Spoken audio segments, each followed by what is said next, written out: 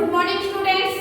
दी Asian international senior secondary school Begu की ओर से आयोजित ऑनलाइन क्लासेज में मैं आपका हार्दिक स्वागत करती हूँ। आज कक्षा 8 विषय हिंदी, जिसमें पाठ 3 है बस की यात्रा, उसके बारे में विस्तारित रूप से हम आज चर्चा करेंगे। विस्तार से इस पाठ के बारे में चर्चा करेंगे और इसको पढ़ेंगे। बस की यात्रा अर्थात बस के द्वारा की जाने वाली यात्रा। हम एक स्थान से बैठकर दूसरे स्थान पर जो जाते हैं, गंतव्य स्थान को जो पार करते हैं, उसमें जो साधन काम में लिया जा रहा है वह इसमें बताया गया है बस। और बस से आप सभी भलीभांति परिचित होंगे। हम अनेक स्थानों की यात्रा करने के लिए बस का प्रयोग हमारे जीवन में करते ही हैं। आपने अनेक बसों को देखा भी होगा। तो बहुत सारी बसें ऐसी होती है जो सुव्यवस्थित होती है, जिनकी स्थिति जो होती है, उनकी बसों की जो हालत होती है वह सुधरी हुई होती है, अच्छी होती है। और अनेक बार हम ऐसी बसें देखते हैं जिनके शीशे वगैरह टूटे हुए होते हैं और उनकी बस की जो बॉडी होती है अर्थात एक ढांचे के रूप में हमें दिखाई देती है और यूँ लगता है कि यह जो बस है बहुत ही वयोवृद्ध हो चुकी है, बूढ़ी हो चुकी है। क्या पता ये हमें गंतव्य स्थान पर लेकर जाएगी या बीच में ही कहीं पर छोड़ देगी। तो बहुत बार ऐसा ही होता है। तो इस पाठ के अंतर्गत जिस बस की यात्रा 5 दोस्तों के द्वारा की जा रही है, वह बस भी कुछ ऐसी स्थिति में ही है कि यह जो बस है खट्टरा है, पुरानी है, इसकी दशा जो है जीर्ण शीर्ण हो गई है, काट टूटे हुए हैं, सीटें जो है उनके ऊपर कहीं पर कवर नहीं है। तो ऐसे दयनीय स्थिति इसमें बस के बारे में बताई गई है। यह पाठ बहुत ही रोचक है।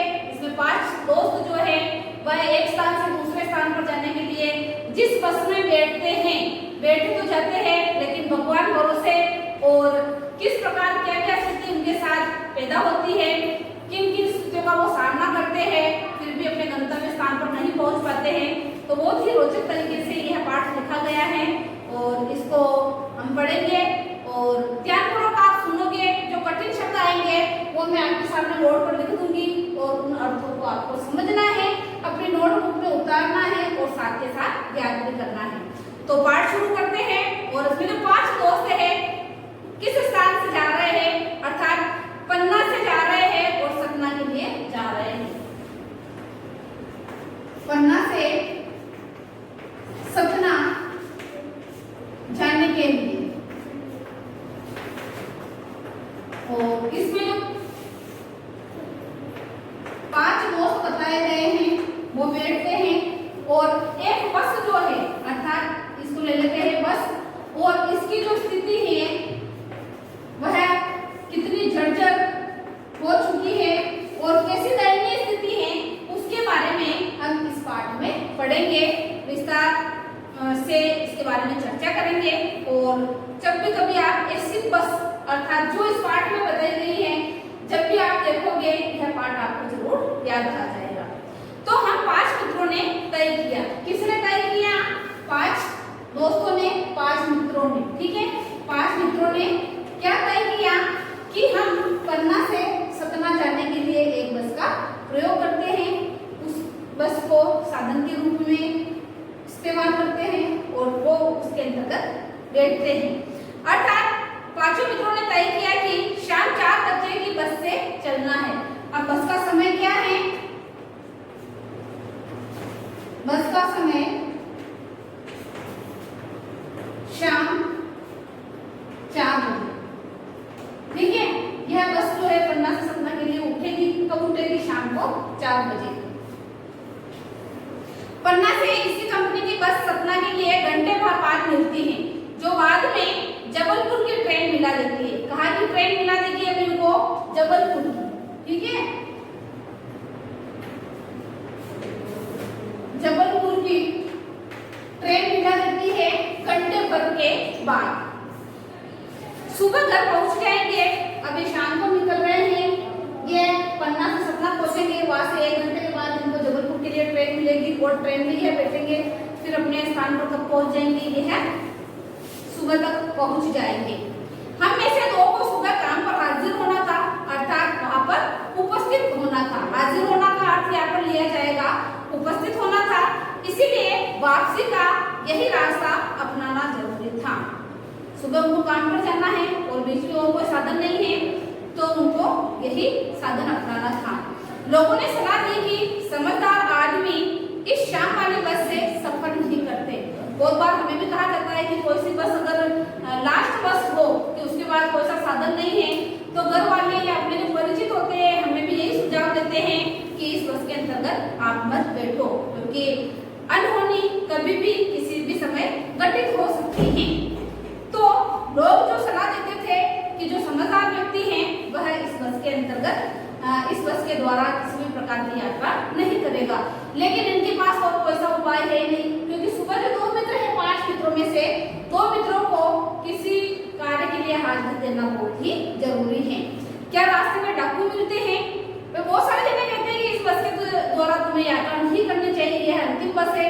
तो उन दोस्तों के बीच में अर्थात किसी किसी के दिमाग में यह उपज आ रही है, क्या भाई यात्रा नहीं करनी चाहिए? तो रास्ते में वो डाकू मिलता है? नहीं, बस डाकिन है, अर्थात डाकू आपको कोई नहीं मिलता है। बस क्या है, एक डाकिन का रूप धारण कर लेती है, अर्थात यह बस डाकुओं से भी ज्यादा क्या है, डरावनी है। जब तुम इसके अंदर बैठोगे तब तुम्हें पता चलेगा कि डर क्या होता है। बस को देखा तो श्रद्धा उमड़ पड़ी।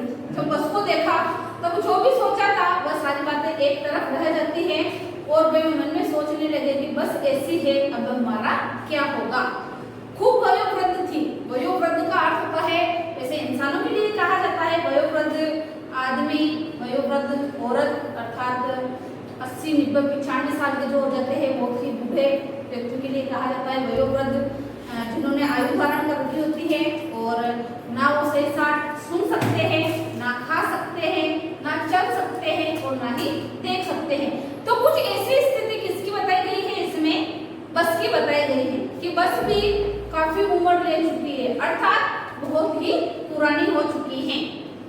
सदियों के अनुभव के निशान लिए हुए थी। अब सदियों के अनुभव अर्थात बहुत सारी जगह उसके खरोच आ रही है, कहीं से उसका कलर जा रहा है, ठीक है ना, और शीशे उसके टूटे हुए हैं, पहिए वही देख लो उसके तो जीर्ण शीर्ण स्थिति में है। तो बस के लिए कहा गया है इसमें कि यह जो बस है वह क्या है, डाकू वाकू तो नहीं है लेकिन स्वयं ही क्या है, डाकिन है, अर्थात सदियों के अनुभव के निशान लिए हुए थे। लोग इसीलिए इसे सफर नहीं करना चाहते थे, इसीलिए बहुत सारे जो लोग हैं वह शाम के समय इसमें सफर नहीं करना चाह रहे थे, क्योंकि अगर रास्ते में अगर ये कहीं पर खराब हो जाती है तो पीछे से दूसरा साधन कोई भी नहीं मिलता है।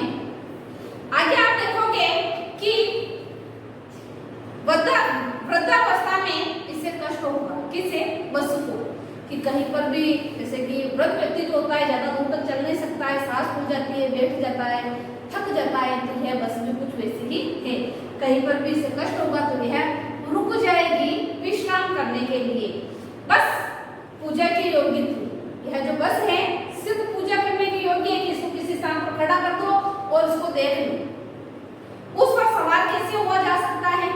यह जो बस है इस पर सवार कैसे हुआ जा सकता है?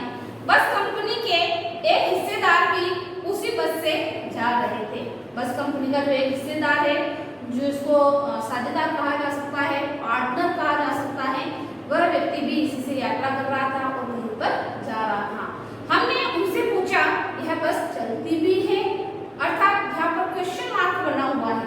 वह उनसे पूछ रहे हैं कि भाई साहब आप ही बताओ कि यह जो बस है चलती भी है क्या?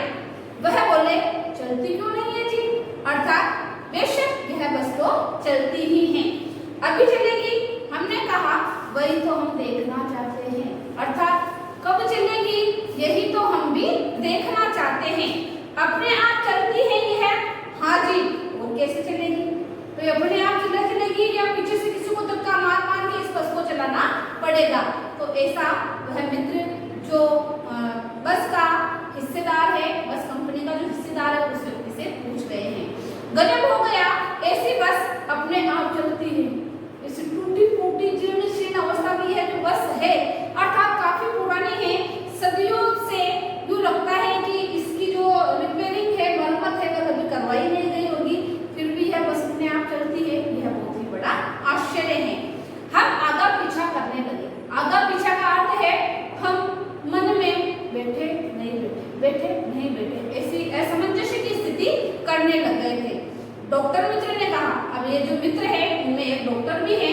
डॉक्टर मित्र ने कहा, डरो मत, चलो, बस अनुभवी है, अर्थात बहुत पुरानी है, बहुत अनुभव है, हमेशा चलती है, शाम को चलती है, अपने स्थान पर लेकर जाती है, हम जो भी बैठेंगे अपने स्थान पर पहुंच जाएंगे, तो डरो मत, यह बहुत अनुभवी है, हम इसके अंतर्गत बैठते हैं और हम यात्रा करते हैं। नई नवीन बसों में ज्यादा विश्वसनीय है, हमें बेटों की तरह प्यार से गोद में लेकर चलेगी।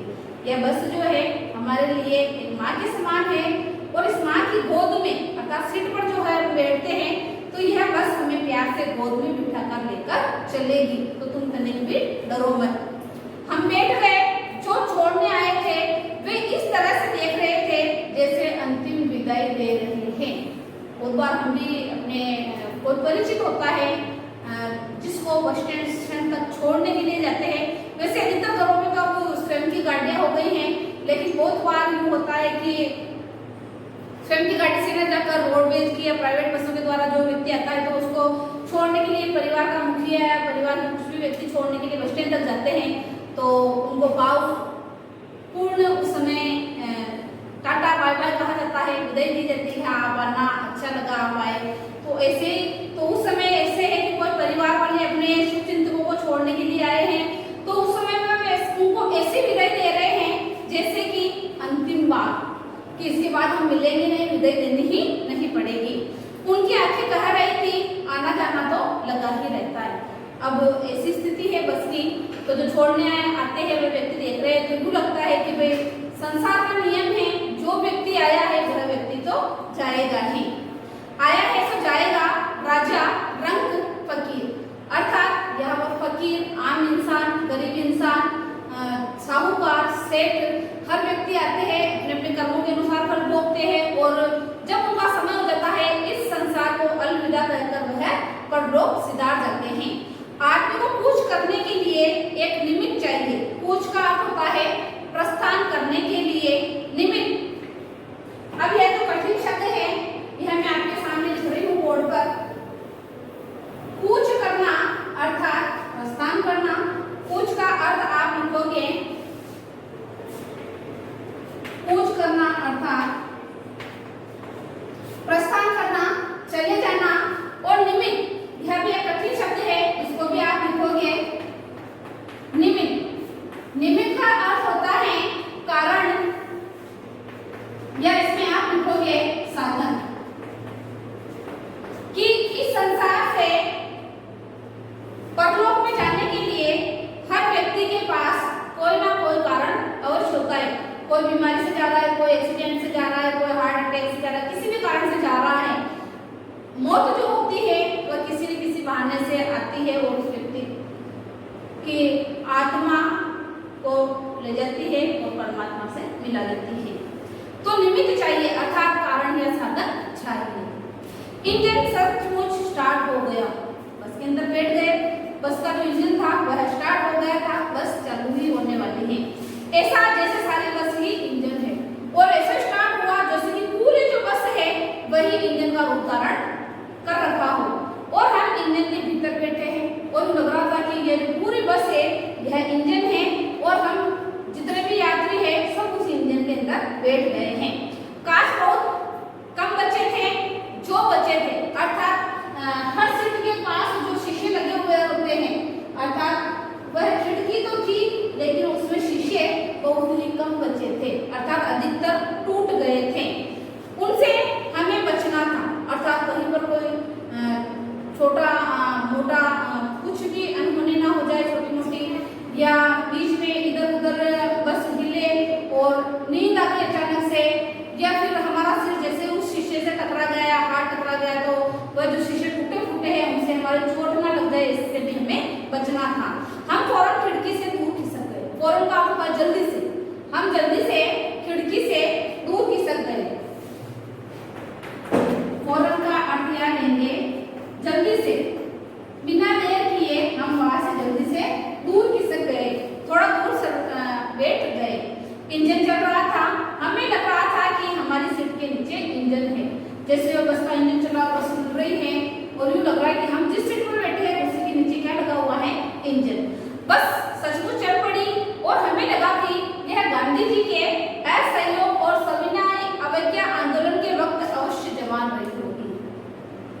सविनय अवज्ञा आंदोलन हुआ था, असहयोग आंदोलन हुआ था, 1920-21 की बात बता रहे हैं। उस समय शायद यह बस अच्छी अवस्था में रही होगी, उसे ट्रेनिंग मिल चुकी थी, हर हिस्सा दूसरे से असहयोग कर रहा था, अर्थात हर जो हिस्सा था वह एक दूसरे से मेल मिलाप नहीं रख रहा था, क्योंकि कभी खिड़कियों से डर डर की आवाज आ रही थी, कभी सीटें इधर उधर हो रही थी, पूरी बस हिल रही थी, तो सीट का बॉडी से असहयोग चल रहा था। सीट भी जो है वह इंसान के शरीर से भी क्या है, असहयोग की स्थिति में थी, कि सही साथ पूरी तरीके से सुव्यवस्थित नहीं थी। कभी लगता सीट बॉडी को छोड़कर आगे निकल गई है, कभी लग रहा था कि हम यही रह गए, सीट आगे चली गई है, कभी लगता है कि सीट को छोड़कर बॉडी आगे भागी जा रही है। 8-10 मील चलने पर सारे भेदभाव मिट जाए, यह समझ में नहीं आता था कि सीट पर हम बैठे हैं या सीट हम पर बैठी है, कुछ भी पता नहीं चल रहा था। ये सब क्यों हो रहा था? क्योंकि उस बस की जो अवस्था थी, अर्थात जीर्ण रूप में जो वह थी, इसके कारण ऐसा लग रहा था। एकाएक बस रुक गई। अभी क्या होता है, बस में खराबी आ जाती है और एक स्थान पर बस रुक जाती है। मालूम हुआ कि पेट्रोल की टंकी में छेद हो गया। क्या हो गया? पेट्रोल जो है उसकी टंकी में छेद हो जाता है। पहला कारण यह है बस रुकने का। आप जानते हो, इसको याद करोगे और अपने दिमाग में इस चीज को जरूर याद करोगे कि बस प्रथम बार जो खराब होती है या रुक जाती है वह किस कारण से, कि पेट्रोल की जो टंकी होती है उसमें छेद हो जाता है। ड्राइवर ने बाल्टी में पेट्रोल निकालकर, अब ड्राइवर जो है वह भी बहुत तरकीबें लगा कर इस बस को गंतव्य स्थान पर पहुंचाना जानता है। तो ड्राइवर ने बाल्टी में पेट्रोल निकालकर उसे बगल में रखा, जहाँ ड्राइवर की सीट होती है वहीं पर बाल्टी में पेट्रोल निकाल दिया और अपने पास मुंह पर रख दिया। ये सिर्फ हम इसके अंतर्गत पढ़ रहे हैं, वैसे ऐसा होता नहीं है। और नली डालकर इंजन में भेजने लगा, और नली उसमें डाली, एक नली का जो सिरा है वह बाल्टी के अंतर्गत रखा जिसमें पेट्रोल भरा है, दूसरा सिरा उसने किसमें डाल दिया, इंजन में भेजने लगा पेट्रोल को। अब मैं उम्मीद कर रहा था कि थोड़ी देर बाद बस कंपनी के हिस्सेदार इंजन को निकालकर गोद में रख लेंगे। अब वो धीरे धीरे सोच रहे कि थोड़ी देर बाद इस इंजन को भी वह जो ड्राइवर है वह बैठा हुआ है और अपनी गोद में लेकर बैठ जाएगा और उसे नली से पेट्रोल पिलाएंगे। जैसे माँ बच्चे के मुंह में दूध की शीशी लगाती है, जिस प्रकार से एक माँ अपने बच्चों को शीशी के बोतल के द्वारा दूध पिलाती है, वैसे ही ये भी इंजन को अपनी गोद में लेकर बैठेगा और उसे दूध में पेट्रोल पिलाएगा नली से धीरे धीरे। बस की रफ्तार, अर्थात रफ्तार का अर्थ यहाँ लिया जाएगा गति से, कठिन शब्द आप लिखोगे, रफ्तार का अर्थ लिया जाएगा गति से, कि उसकी जो चलने की गति है, बस की रफ्तार अब 15-20 मील हो गई थी, अर्थात कुछ तेजी के साथ बस चलने लग गई थी। मुझे उसके किसी हिस्से पर भरोसा नहीं था, बस के किसी भी हिस्से पर जो 5 मित्र है उनको भरोसा नहीं था, ब्रेक फेल हो सकता है। पहला जो था पेट्रोल की जो टंकी थी उसमें छेद हो गया था, दूसरी कल्पना की जा रही है कि कभी भी इसका ब्रेक फेल हो सकता है, स्टीयरिंग टूट सकता है। प्रकृति के दृश्य बहुत लुभावने थे उस समय, जैसे जैसे बस चल रही थी और प्रकृति के जो नजारे दिख रहे थे, कहीं पर नदी झीलें आ रही हैं, कहीं पर पेड़ पौधे दिख रहे हैं, कभी अच्छे से खेत खलिहान बगीचे दिख रहे हैं। तो प्रकृति के जो दृश्य होते हैं वह बहुत लुभावने होते हैं, हमें अपनी ओर आकर्षित करते हैं, हम उनको देखते ही रह जाते हैं। दोनों तरफ हरे भरे पेड़ थे जिन पर पक्षी बैठे थे, पेड़ जो थे उन पर पक्षी बैठे थे। मैं हर पेड़ को अपना दुश्मन समझ रहा था। अब उस समय हर पेड़ को दुश्मन क्यों समझ रहा था? क्योंकि क्या पता कहीं पर भी बस किसी भी पेड़ से टकरा जाए और अनहोनी ना हो जाए। जो भी पेड़ आता डर लगता था कि इससे बस टकराएगी, लेकिन ऐसा होता नहीं था। हर पेड़ जो था वह पीछे की तरफ रह जाता था और बस आगे की तरफ गति करने लग जाती थी। वह निकल जाता तो दूसरे पेड़ का इंतजार करता, झील दिखती तो सोचता कि इसमें बस गोता लगा जाएगी। एकाएक फिर बस रुक गई। अब पहली बस तो यहाँ पर रुकी थी, दूसरी बार बस रुकती है। ड्राइवर ने तरह तरह की तरकीबें की। गोता का अर्थ आप लिखोगे, कठिन शब्द, गोता का अर्थ होता है डुबकी लगाना।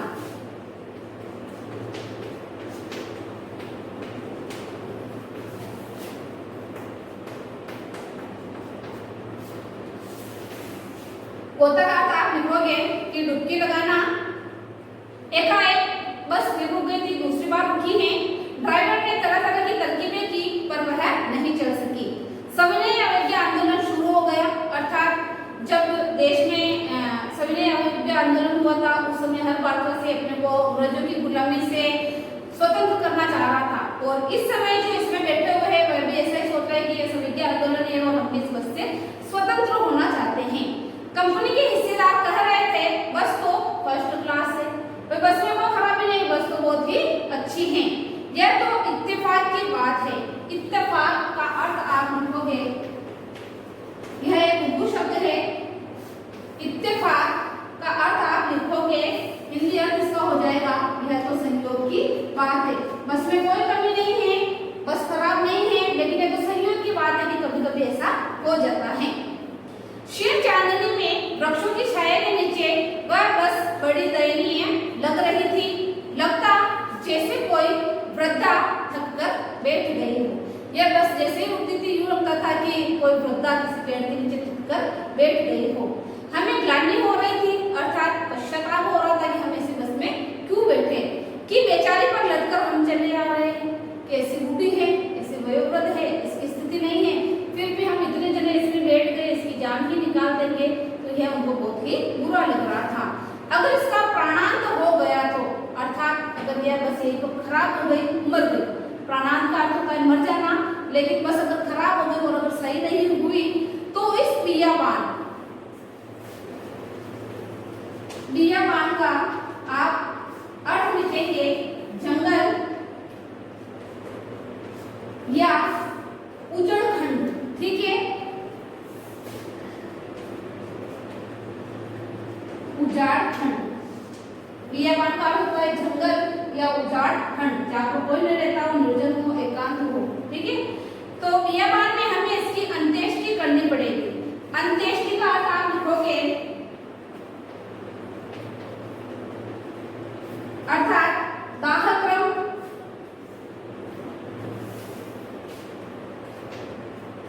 दाहक्रम करना पड़ेगा, या इसकी जो मृतक कर्म होता है, अंतिम संस्कार जिसको कह दिया जाता है, वह भी हमें ही करना पड़ेगा। हिस्सेदार साहब ने इंजन खोला और कुछ सुधारा, बस आगे चली, उसकी चाल और कम हो गई थी, अर्थात धीरे धीरे उस बस की चाल जो है वह कम होती जा रही थी। धीरे धीरे वृद्धा की आंखों की ज्योति जाने लगी, उसकी जो आगे की लाइटें हैं बस की, वह भी धीरे धीरे काम करना बंद कर दिया था, अर्थात बहुत ही कम रोशनी हो गई थी। चांदनी में रास्ता टटोल कर वह रेंग रही थी, वह बस जिस प्रकार से सांप रेंगता है वैसे धीरे धीरे चल रही थी। आगे या पीछे से कोई गाड़ी आती दिखती तो वह एकदम किनारे खड़ी हो जाती और कहती निकल जाओ बेटी, अपनी तो वह उम्र नहीं रही, अर्थात मैं रुक जाती हूँ और तुम आगे निकल जाओ। एक पुलिया के ऊपर पहुंचे ही थे कि एक टायर फिस करके बैठ गया। अब तीसरा कारण क्या हुआ कि टायर जो है उसकी हवा निकल गई थी, बहुत जोर से हिलकर थम गई और वह बस जैसे ही हवा निकली वहीं पर थम गई, एक जगह रुक गई। अगर स्पीड में होती तो उछल कर नदी में गिर जाती, अगर तेज गति से चल रही होती तो शायद आज कोई भी नहीं बचता। मैंने उस कंपनी के हिस्सेदार की तरफ पहली बार श्रद्धा भाव से देखा था। हे भाई साहब, अगर आप हमें सही कह देते, सही बताते तो हम इस बस में आज यात्रा नहीं करते। वह टायरों की हालत जानते हैं, फिर भी जान हथेली पर लेकर इस बस में सफर कर रहे हैं। उत्सुक की ऐसी भावना दुर्लभ है, यानी ऐसा किसी स्थान पर पहुंचने वाले व्यक्ति के मन में जो भाव रहता है यह कहीं पर ही मिलता है, देखा जाता है। सोचा इस आदमी के साहस और बलिदान भावना का सही उपयोग नहीं हो रहा है, इसे तो किसी क्रांतिकारी आंदोलन का नेता होना चाहिए था। अगर बस नाले में गिर जाती और हम सब मर जाते तो देवता बाहें पसारे, अर्थात हाथों को आगे करके उसका इंतजार करते और कहते वह महान आदमी रहा होगा जिसने एक टायर के लिए प्राण दे दिए। ठीक है, कि वह मर गया पर टायर नहीं बदला, अर्थात इसमें जो बस का कंडक्टर के जो हिस्सेदार है उसके लिए कहा गया है कि भाई भले मरना उनको जायज है, मर जाएंगे लेकिन बस का टायर नहीं बदलेंगे। दूसरा घिसा टायर लगाकर बस फिर चली। अब हमने वक्त पर पन्ना पहुंचने की उम्मीद छोड़ दी थी। अब उसमें जो पांचों मित्र है उन्होंने कह दिया था कि कि हम अब बस के अंतर्गत नहीं बैठेंगे, क्योंकि हम अपने गंतव्य स्थान पर इस बस के द्वारा तो नहीं पहुंच सकते हैं। पन्ना कभी भी पहुंचने की उम्मीद छोड़ दी उन्होंने कि अब हम कभी भी नहीं पहुंचेंगे, जैसे ये बस है जहाँ तक ले जा रही है हम वहीं तक पहुंच जाएंगे। पन्ना क्या, हम कभी भी किसी भी स्थान पर पहुंचने की उम्मीद नहीं करते, अब अपनी सारी उम्मीदें छोड़ दी हैं।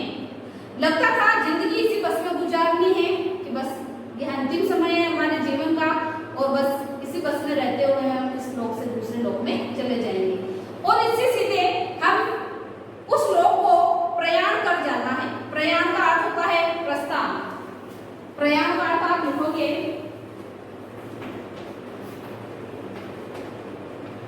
प्रस्थान या मरना, कि इसी बस के द्वारा अब हम यहाँ से इस लोक से दूसरे लोक में प्रस्थान कर जाएंगे या फिर मर जाएंगे। इस पृथ्वी पर उसकी कोई मंजिल नहीं है, अर्थात जो यात्री बैठे हैं इस पृथ्वी पर मंजिल नहीं है, उनकी मंजिल तो किसी दूसरे लोक में ही है। हमारे बेताबी, बेताबी का अर्थ होता है बेचैनी, बेताबी का अर्थ होता है बेचैनी, कि हमारी जो बेचैनी है वह तनाव खत्म हो गया था। उस बस में बैठे थे, क्या पता कब पहुंचेंगे, क्या स्थिति होगी, मर जाएंगे, लग जाएंगे, तो ऐसी जो भी बेचैनी थी, जो भी तनाव था वह उनका सबका खत्म हो चुका था। हम बड़े इत्मीनान से घर की तरह बैठ गए, अर्थात पहुंचेंगे तो भी ठीक और नहीं पहुंचेंगे तो भी कोई बात नहीं। इत्मीनान यानी किसी भी चिंता के बगैर। चिंता जाती रही, हंसी मजाक चालू हो गया और जो भी चिंता थी उस समय उन पांचों मित्रों की खत्म हो जाती है और वह क्या करने लगते हैं, हंसी मजाक के साथ बैठे रहते हैं कि पहुंच गए तो भी ठीक, नहीं पहुंच गए तो भी कोई बात नहीं। इस पाठ के जो लेखक है वह आपके हैं हरिशंकर परसाई। कौन है?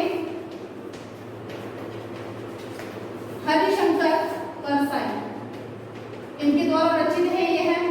और बस की एक यात्रा है, किस प्रकार से बैठे हैं, खटारा बस है, जीर्ण शीर्ण अवस्था में, वयोवृद्ध है, तो यह पाठ यहीं पर समाप्त होता है। मैं आशा करती हूँ कि आज जो मेरे द्वारा बस की यात्रा पाठ आपको पढ़ाया गया है बहुत ही अच्छी तरीके से आया, आपको समझ में आया होगा।